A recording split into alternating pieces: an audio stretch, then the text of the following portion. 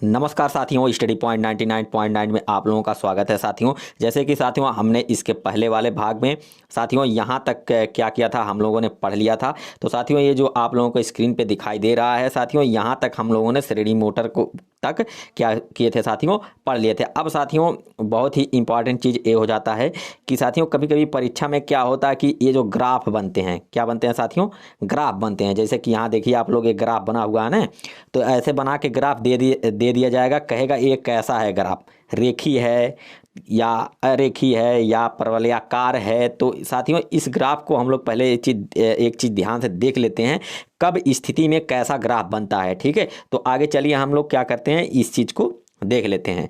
देखिए यहाँ जो स्क्रीन पे देख पा रहे हैं साथियों, यही चीज़ है। इसमें आपको एकदम कंफर्म हो जाएगा कि कौन सा ग्राफ कब बनता है। तो चलिए साथियों, जैसे कि साथियों मैं बता दूं कि जो यूपी पीसीएल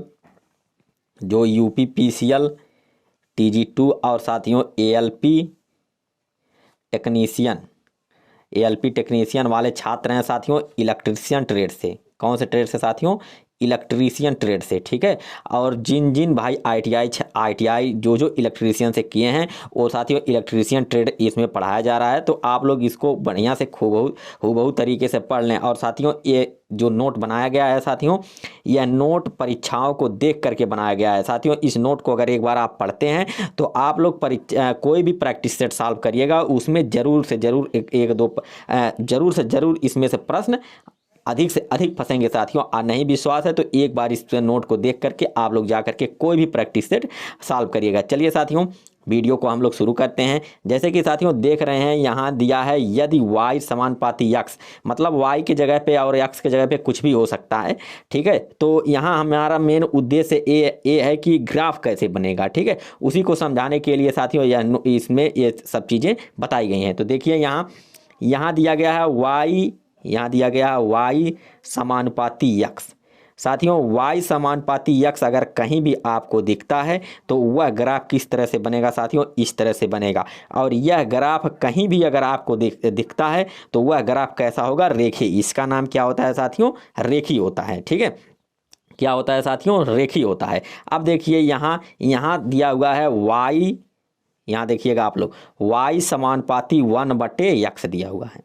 ठीक है, y समानुपाती 1/x दिया हुआ है। ठीक है, तो यहाँ जो भी इस स्थिति में जो भी साथियों यहाँ जो ग्राफ बनेगा वह कैसा बनेगा साथियों, अतिपरवलय बनेगा, अतिपरवलयाकार, जिसको हम क्या कहते हैं। तो साथियों ये जो फिगर दिखाई दे रहा है, अगर ऐसा स्थिति रहेगा तो वहाँ जो ग्राफ बनेगा इस तरह से बनेगा। साथियों ये एग्जाम में पूछा भी जाता है और ये बहुत ही छात्रों को कंफ्यूज भी करता है। तो इसको ध्यान से आप लोग एक बार समझ लीजिएगा साथियों, कभी भी समस्या आपको नहीं आएगी। तो चलिए देखिए साथियों, यहाँ आते हैं और कुछ ग्राफ यहाँ देखिए। अगर y समानुपाती, यहाँ देखिएगा आप लोग लिखा हुआ है y समानुपाती, अगर x² दिया हुआ है, ठीक है, I² दिया हुआ है, तो y समानुपाती अगर I² दिया हुआ है तो आपका जो भी साथियों यहाँ देखिए y समानुपाती I², और जो भी ग्राफ बनेगा वो कैसा बनेगा, परवलयाकार बनेगा साथियों।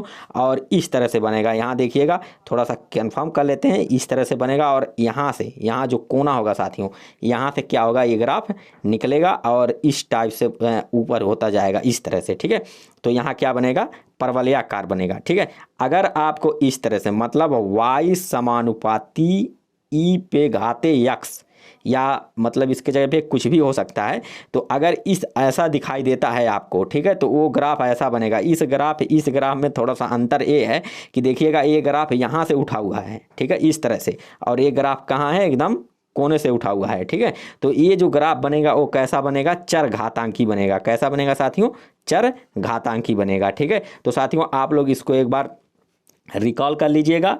ठीक है, और जैसे कि यहाँ देख लीजिएगा आप लोग, y समानुपाती x तो कैसा बनेगा, रेखी बनेगा। यहाँ अगर y समानुपाती 1/x हो या y व्युत्क्रमानुपाती 1/x हो तो इस तरह से क्या होगा, आपका ग्राफ अतिपरवलयाकार बनेगा। यहाँ देखिए y समानुपाती x अगर I² हो तो परवलयाकार कैसा बनेगा, यहाँ पे जो ग्राफ बनेगा वो परवलयाकार बनेगा। और यहाँ देखिए y समानुपाती e पे अगर पावर x हो तो वहाँ कैसा बनेगा साथियों, चरघातांकी ग्राफ बनेगा। चलिए साथियों अब आगे हम लोग बढ़ते हैं। जैसे कि देखिए हम लोगों ने श्रेणी मोटर तक साथियों पढ़ लिया था, ठीक है। और जब हम डीसी मशीन पढ़े थे, क्या पढ़े थे साथियों, डीसी मशीन, उसमें सारे कंपाउंड कैसा क्या स्थिति होती है, कैसे जितने भी मोटर या जनित्र जो भी है साथियों, वहाँ हम लोग डीसी मशीन में अच्छी तरह से इन सब के पार्ट को भी देख लिया था। तो यहाँ साथियों हम लोग डीसी मोटर पढ़ रहे हैं तो हम थोड़ा शॉर्ट में ही चलेंगे, ठीक है, क्योंकि इन चीज़ों को हमने पहले ही पढ़ लिया था। और जो भाई अगर इस वीडियो को देख रहे हैं या पढ़ रहे हैं तो पिछली वीडियो जा करके वो देख लें, ज़रूर देख लें, क्योंकि डीसी मशीन जो है साथियों उसमें इसके ज़्यादा पार्ट को हम लोग उसमें क्या किया था, हम पहले ही पढ़ चुके थे साथियों, ठीक है। तो चलिए इसको हम लोग देखते हैं। तो यहाँ देखिए आप लोग दिया है कंपाउंड मोटर, ठीक है, क्या है साथियों, कंपाउंड मोटर। वहाँ डीसी मशीन में भी हमने बताया था कंपाउंड मोटर वह मोटर होता है साथियों जिसमें शंट और श्रेणी दोनों का संयोग होता है साथियों। क्या होता है, दोनों को मिला करके बनाया जाता है, उसे हम क्या कहते हैं, कंपाउंड मोटर कहते हैं, ठीक है। तो कंपाउंड मोटर में कई मोटर आते हैं, जैसे कि यहाँ देखिए कम्युलेटिव कंपाउंड मोटर है और डिफरेंशियल कंपाउंड मोटर है। हम दो ही मोटर को यहाँ मुख्य मान करके इसको पढ़ रहे हैं, ठीक है। तो चलिए कम्युलेटिव कंपाउंड मोटर को देख लेते हैं और डिफरेंशियल कंपाउंड मोटर को देख लेते हैं साथियों। इन सब मोटर का ज़्यादातर यूज पूछा जाता है, ठीक है, कि इसका उपयोग कहाँ होता है, ठीक है। तो देखिए यहाँ कंपाउंड मोटर है, तो कंपाउंड मोटर में हम लोग पढ़ेंगे कम्युलेटिव कंपाउंड, ठीक है। कम्युलेटिव कंपाउंड में डिफरेंट क्या होता है, बाकी सेम चीज़ें वही होती हैं। इसमें क्या होता है, जो फ्लक्स होता है साथियों, ये शंट और सीरीज, ठीक है, दोनों के योग के बराबर होता है। हमने पहले बताया कि कंपाउंड मोटर में क्या होता है साथियों, शंट और सीरीज का दोनों का संयोग होता है। तो यहाँ देखिए यहाँ जो फ्लक्स फाई दिया हुआ है, वहाँ क्या दिया हुआ है साथियों, यहाँ देखिए आपको सीरीज, यहाँ देखिए यहाँ जो शंट और सीरीज, ठीक है, दोनों का योग क्या होगा साथियों, फाई होगा। अब देखिए इसका यूज कैसे देखेंगे आप कि कहाँ यूज किया जाता है। देखिए अधिक लोड एवं नियत गति, मतलब इसका उपयोग जहाँ हम वहीं करते हैं जहाँ अधिक लोड हो और एक नियत गति हो, मतलब नियत क्या हो, लगभग समान हो, ठीक है। तो यहाँ देखिए लिफ्ट दिया हुआ है ना, तो लिफ्ट साथियों, और यह स्वचालित सिद्धांत यानी स्वचालित एक लिफ्ट होता है, ठीक है। और एक लिफ्ट होता है, जैसे कि एक होता है कि स्वचालित जो सीढ़ी होती है, आप लोग देखे होंगे यहाँ जो स्वचालित सीढ़ियाँ होती हैं, जैसे कि आप लोग कभी प्लेटफॉर्म या पे गए होंगे तो ऐसे सीढ़ियाँ बनी होती है। यहाँ जो सीढ़ियाँ बनी होती हैं साथियों वो चलती हैं इसी तरह से, ठीक है, चलती हैं तो एक साइड आती हैं तो इसी तरह से चलता है, ठीक है, और यहाँ की सीढ़ियाँ इधर आती है, तो वह स्वचालित सीढ़ी होता है। और लिफ्ट जो होती है साथियों, आप लोग कभी हॉस्पिटल वगैरह या कहीं किसी अच्छे मकान में गए होंगे तो वहाँ इस तरह से लिफ्ट लगा होता है, यहाँ से अगर हम इंडोर बैठते हैं तो यहाँ ले जाती है। तो साथियों यहाँ नियत गति का अर्थ ये होता है कि मान लीजिए अगर गति नियत ना हो, ठीक है, अगर कोई व्यक्ति यहाँ बैठा हो तो मान लीजिए लोड कम है, ठीक है, तो यह लिफ्ट क्या करेगी, बहुत तेज़ी से ऊपर ले जाएगी, सन न दे, ठीक है। अगर यहाँ लोड अधिक हो तो यह लिफ्ट क्या करेगी, धीरे धीरे ले जाएगी साथियों, ठीक है। तो इस को दूर करने के लिए हम लोग क्या करते हैं, कम्युलेटिव कंपाउंड मोटर को दूर करते हैं। चाहे एक व्यक्ति हो चाहे 100 व्यक्ति हो, वह अपने ही गति से क्या करता है साथियों, लिफ्ट ऊपर ले जाता है, ठीक है। तो साथियों यहाँ आप लोग ये उदाहरण जरूर याद कर लीजिएगा, लिफ्ट जिसको एलिवेटर भी कहते हैं, ठीक है, कभी कभी आ जाता है एलिवेटर, और स्वचालित सीढ़ी, ठीक है, यहाँ स्वचालित सिद्धांत नहीं है, सीढ़ी है, ठीक है। तो यहाँ देखिए अगला देखेंगे हम लोग कम्युलेटिव कंपाउंड के डिफरेंशियल कंपाउंड मोटर। साथियों डिफरेंशियल कंपाउंड मोटर जो होता है, हमने पहले भी डीसी मशीन में इसको अच्छी तरह से पढ़ लिया था। यहाँ देखिए डिफरेंशियल का यूज कहीं नहीं होता है, ठीक है, क्योंकि इसकी गति जो होती है अनिश्चित होती है। क्या होती है, अनिश्चित, मतलब बहुत ही तेज़ होगी, कभी कम होगी, एकदम लोड बढ़ाने पे एकदम कम हो जाएगी, ठीक है।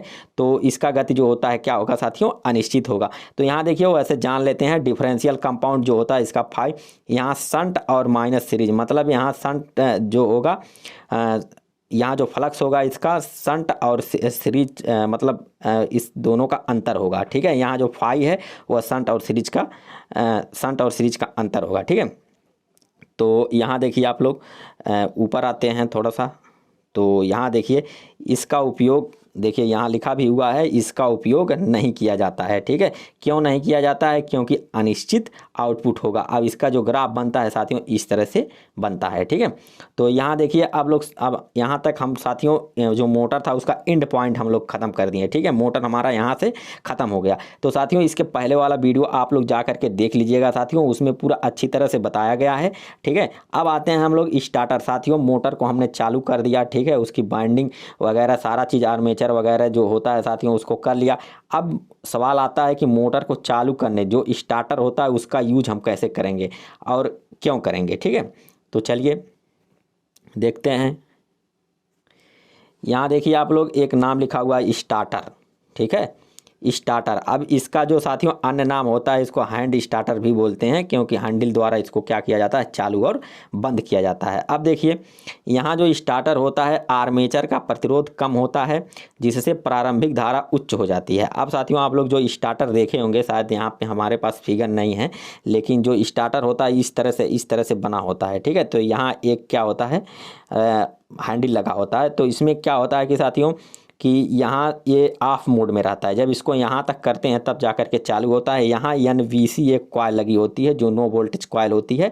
ठीक है, अभी उसका जिक्र हम लोग आगे कर रहे हैं। ठीक है, तो यहाँ देखिए लिखा हुआ है कि आर्मेचर का प्रतिरोध कम होता है जिससे प्रारंभिक धारा उच्च हो जाती है। क्या हो जाती है साथियों, उच्च हो जाती है। अब बताइए जो देखिए प्रतिरोध होता है, ठीक है, प्रतिरोध का काम ही होता है, क्या करता है प्रतिरोध, विद्युत धारा का विरोध करता है साथियों, विद्युत धारा का विरोध करता है। ठीक है, अगर प्रतिरोध कम होगा तो धारा का मान क्या होगा, उच्च हो जाएगा, होता है। ठीक है, तो इसका उपयोग इसीलिए करते हैं। यहाँ देखिए तो यहाँ जब धारा उच्च हो जाती है तो वो जो वाइंडिंग होती है जलने की साथियों संभावना होती है, इसलिए हम स्टार्टर लगाते हैं। ठीक, क्यों, अगर पूछ लिया जाए स्टार्टर का यूज क्यों करते हैं, तो हम क्या करते हैं, धारा को नियंत्रण करने के लिए हम क्या करते हैं साथियों, स्टार्टर का यूज करते हैं। ठीक है, तो यहाँ लिखिए, यहाँ देखिए अगला पॉइंट, इस धारा को सीमित करने के लिए आर्मेचर के श्रेणी क्रम में एक परिवर्ती रिहोस्टेट को जोड़ा जाता है। उसे हम स्टार्ट करने के लिए क्या करते हैं साथियों, इसको लगाते हैं, जो रिहोस्टेट लगाते हैं। ठीक है, आगे देखिए आप लोग, आगे लिखा हुआ है कि यहाँ प्रारंभ में बैक EMF जो होता है साथियों, थोड़ा सा ऊपर कर लेते हैं। यहाँ देखिए प्रारंभ में बैक EMF यानी EB जो होता है 0 होता है। जैसे जैसे मोटर की गति करेगी इससे क्या होगा, बैक EMF उत्पन्न होता है साथियों। ठीक है, यहाँ देखिए अगर गति को हम बढ़ाएंगे तो बैक EMF भी क्या होगा, बढ़ेगा। रिहोस्टेट से क्या होता है साथियों, प्रतिरोध क्या होता है, घटता है। रिहोस्टेट से क्या होता है साथियों, प्रतिरोध घटता है। रिहोस्टेट का काम होता है कि साथियों जैसे कि जो भी प्रतिरोध होता है इसको हम परिवर्तित कर सकें। ठीक है, तो या अगर हम मान लीजिए प्रतिरोध का मान घटा रहे हैं तो धारा का मान बढ़ेगा, अगर प्रतिरोध का मान बढ़ा रहे हैं तो धारा का मान क्या होगा साथियों, घटेगा। चलिए अब स्टार्टर मतलब कितने प्रकार के होते हैं साथियों, तो 3 प्रकार के स्टार्टर होते हैं। 2 बिंदु स्टार्टर एक होता है 2 बिंदु स्टार्टर, एक होता है 3 बिंदु स्टार्टर, एक होता है 4 बिंदु स्टार्टर। अब परीक्षा में इसका यूज पूछा जाता है कि कौन सा श्रेणी मोटर में होगा, कौन सा शंट मोटर में होगा।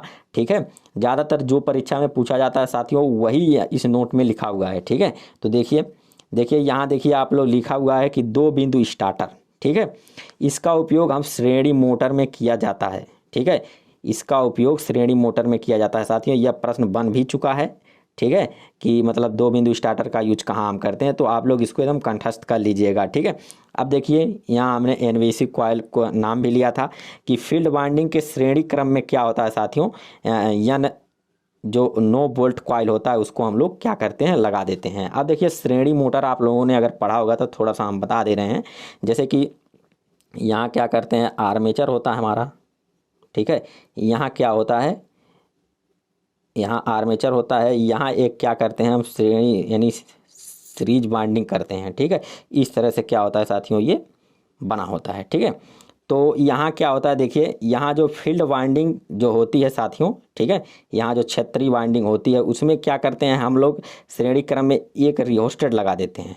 ठीक है, NVC कॉइल लगा होता है, तो इसको आगे अभी हम लोग देख लेते हैं अच्छी तरह से। ठीक है, तो यहाँ देखिए सप्लाई बंद होने पर NVC के चारों ओर चुंबकीय क्षेत्र समाप्त हो जाता है तथा संकेतक अपनी प्रारंभिक अवस्था में आ जाता है। साथियों इस फिगर को अभी हम लोग देखेंगे। इस फिगर में जो 2 बिंदु स्टार्टर होता है, क्योंकि वो जो यहाँ ऐसे ऐसे प्रतिरोध लगा होता है, यहीं NVC कॉइल होता है, एक ऐसे हैंडल लगा होता है, तो इसको हम क्या करते हैं, ये प्रतिरोध होता है। ठीक है, तो ऐसे इसी तरह से उठाते आते हैं तो यहाँ NVC कॉइल होता है, तो जब यहाँ आ जाती है तो धारा इसमें पहुँच जाती है तो ये चुंबकित हो जाता है जिसमें मैग्नेट उत्पन्न हो जाता है, तो यह यहीं रुक जाती है। ठीक है, तो मोटर हमारा चालू हो जाता है। अगर ज्यों ही लाइट कटता है तो यह क्या होता है, फिर यहाँ स्प्रिंग लगी होती है, ठीक है, ज्यों ही लाइट कटता है तो इसका मैग्नेट ख़त्म होता है तो ये फिर अपनी पूर्वावस्था में आ जाता है। यानी जब मोटर क्या होता है, फिर लाइट कटेगी तो हमको फिर मोटर चालू करना पड़ता है, ठीक है। अब देखिए ये जो होता है साथियों, यह सेल्फ स्टार्टर नहीं होता है, मतलब दो बिंदु स्टार्टर जो होता है वो सेल्फ स्टार्टेड, सॉरी साथियों, सेल्फ स्टार्टेड नहीं, मतलब स्वचालित, मतलब स्वचालित का मतलब ये होता है कि अपने अनुसार काम करें, ठीक है। तो यहाँ देखिए नोट OLC, इसमें ओवरलोड कॉइल का प्रयोग नहीं किया जाता है, ठीक है। ओवरलोड कॉइल का काम क्या होता है साथियों, जब भी धारा का मान अगर या हीटिंग होती है या कुछ भी होता है, जब ये क्या होता है ओवरलोड इस पे पड़ता है, ठीक है, तो ये कॉइल क्या करता है, ट्रिप हो जाती है और क्या करता है, जो संयोजक होता है उसको परिपथ से हटा देता है और मोटर क्या होता है साथियों, रुक जाता है, ठीक है। तो आगे चलिए, आगे देखते हैं 3 बिंदु स्टार्टर, ठीक है। 2 बिंदु हमने देखा, अब 3 बिंदु देख लेते हैं। 3 बिंदु स्टार्टर, शंट तथा कंपाउंड मोटर, ठीक है, इसका उपयोग हम शंट तथा कंपाउंड मोटर में करते हैं। यही साथियों बहुत बार परीक्षा में पूछा जा चुका है, ठीक है। अब यहाँ देखिए समांतर पथों की संख्या इसमें क्या होती है, 2 होती है, मतलब 2 समांतर पथों की संख्या कितनी होती है, 2 होती है, ठीक है। यहाँ देखिए OLC का मतलब ओवरलोड कॉइल, ठीक है। यहाँ देखिए सप्लाई के श्रेणी क्रम में क्या होता है, इसको हम लोग क्या करते हैं साथियों, लगा देते हैं। यहाँ देखिए ओवरलोड की स्थिति में OLC द्वारा NVC को शॉर्ट कर दिया जाता है, ठीक है। आगे देखिए, आगे देखते हैं हम लोग 4 बिंदु स्टार्टर, ठीक है साथियों, जो मुख्य पॉइंट है वही हम लोग देख रहे हैं खाली, ठीक है। यहाँ देखिए जो आपका होगा 4 बिंदु स्टार्टर, ठीक है, वो शंट तथा कंपाउंड दोनों में काम करता है। इसके समांतर पथों की संख्या कितनी होती है साथियों, 3 होती है। यह 3 बिंदु स्टार्टर में ट्रिपिंग दोष को दूर करने के लिए काम में लिया जाता है। यह 3 बिंदु स्टार्टर में ट्रिपिंग दोष को दूर करने के लिए एक काम में लिया जाता है साथियों, मुख्य पॉइंट ये है हमारा, ठीक है। अब साथियों इसको हम मोटर को स्टार्ट भी कर लिए, ठीक है, चला भी दिए सारा चीज़, लेकिन अब समस्या ये आती है अगर मोटर को हम चला रहे हैं, ठीक है, तो इसका जो गति है अगर अचानक रोकना पड़े तो कैसे रुकेगा, क्योंकि हमें ब्रेक की ज़रूरत होती है। साइकिल अगर चल रही है तो साथियों अगर ब्रेक न लगाया जाए तो रुकेगी नहीं, ठीक है। तो हम लोग इसमें इसका गति नियंत्रण करने की विधि को क्या करेंगे साथियों, देखेंगे।